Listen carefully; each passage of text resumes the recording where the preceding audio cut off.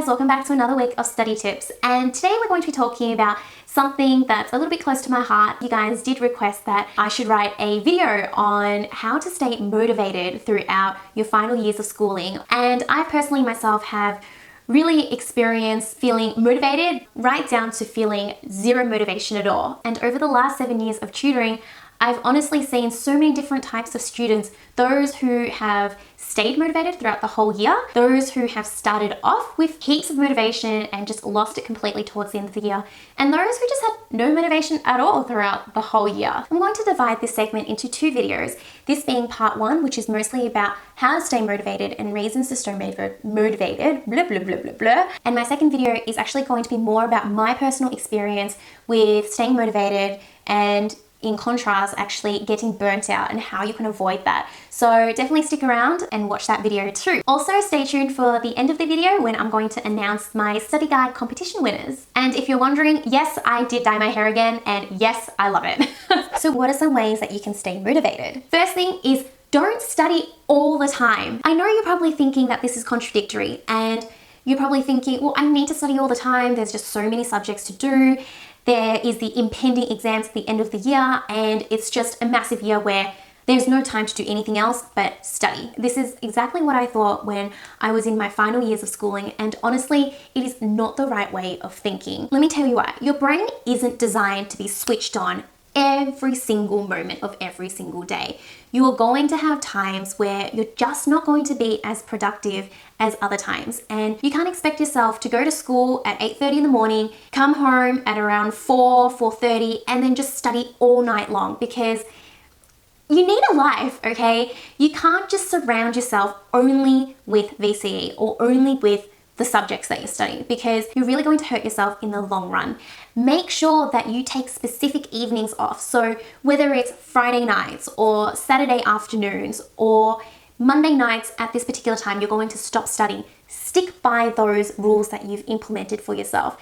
Because if you're just constantly studying and studying and studying, the burnout is going to come so quickly. Trust me on that. Even if it's your hobbies, stick with your hobbies. If you like going out for runs, do that. Don't just give up exercise because you think that all you need to do is study. If you enjoy going out with friends, please continue to enjoy going out with friends. Your friends are there for a reason, and you can all support each other through this grueling year of schooling. When you take breaks is when you end up being a lot more productive. So I don't know about you guys, but if you've ever had that experience of, you know, just sitting down at your desk and you're just so stuck and your mind is just fizzled out, or your mind blanking, and there's just no progress at all, but you're just sitting there because you're like, I have to study, I have to study.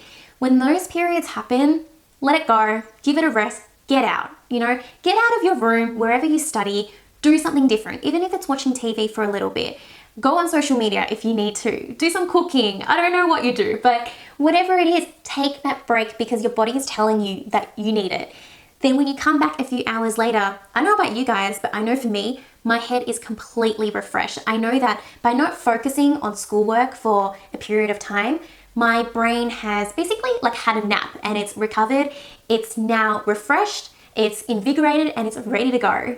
So my follow-on point from that is that not every single day will be as productive as other days. Please don't bash yourself up just because you've got a list of things to do and you haven't been able to complete them today. And don't expect yourself to do 10 chapters of a particular math subject all in one night, and then the next night expect yourself to do exactly the same. You cannot be on top of your game every single day because your body gets tired too. I remember on the days where I couldn't finish anything, I would get frustrated and I think, you know, why can't I get through these things quicker? Like, there's just so much to study. You just get stuck. So please give yourself a break. Don't be too harsh on yourself. I recall one really lovely student I had, and I remember her telling me her study routine, and I just thought, you're going way too harsh on yourself. And I told her this. I thought, you know, you need to mix it up a little. Don't study so much, have a break. You're gonna be really burnt out by the end of the year. And what she did specifically, she would come home from school, study all night long,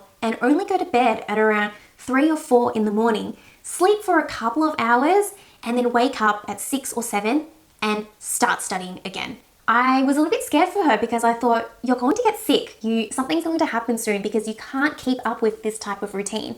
And that's exactly what happened. By the end, she was just so burnt out that when she came to me and she told me what her English study score was, she definitely didn't do as well as she potentially could have. She is a really bright girl, very intelligent, with some really great ideas, but it's the fact that all of these things just accumulated. Her lack of sleep, her intense study routine, pressure from parents, and her inability to kind of cope with everything, and then it all just kind of collapsed. So that's a warning story for you guys. Don't go down that road, because while it sounds good to start with, study, I'll get smarter as I keep studying, it's not necessarily true. You need to create a balance. Last thing you need to remember, this year of schooling is basically a never-ending list of things to do. And it's true.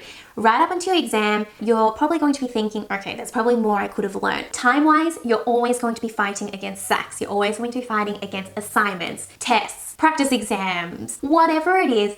It's just continuously going and going and going. I think it's really easy for some students to get down on the fact that they didn't finish all the work that they wanted to, or they didn't study as much as they wish they had. But instead of thinking so negatively, just be proud of what you've done. Proud that you've studied this much already, and that you're going into this particular assessment with as much knowledge as you possibly can at this moment in time. Don't regret anything. Don't go in with that negative mindset. And that's really the best way for you to stay motivated, rather than just putting yourself down all the time. So hopefully this video was helpful to you guys, and if anything that I said resonated with you, definitely give it a thumbs up and comment below if there's anything else that you think is a good way to keep you motivated, and subscribe as well, because my part 2 of this video will be coming out, where I give you much more personal insight into burnout and motivation and how I overcame it in the end. So this is my study guide that I'm giving away to 3 lucky winners.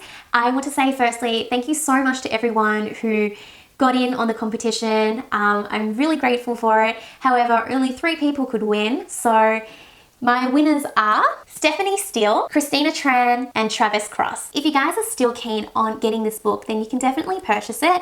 Otherwise, you can definitely also look into my workshops that will be coming up later on in the year, where you get these for free along with the workshop. So I'll put the links in the description box below. If you guys missed out on the competition this time, don't worry, I am going to have a few more giveaways in the future.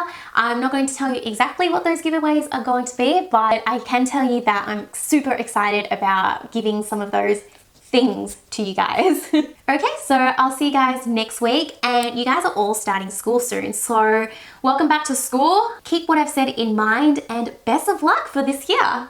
Bye! So they don't want to read an essay just recapping what happened in the text, and that's what retelling the story is all about. It's when you basically just rewrite the plot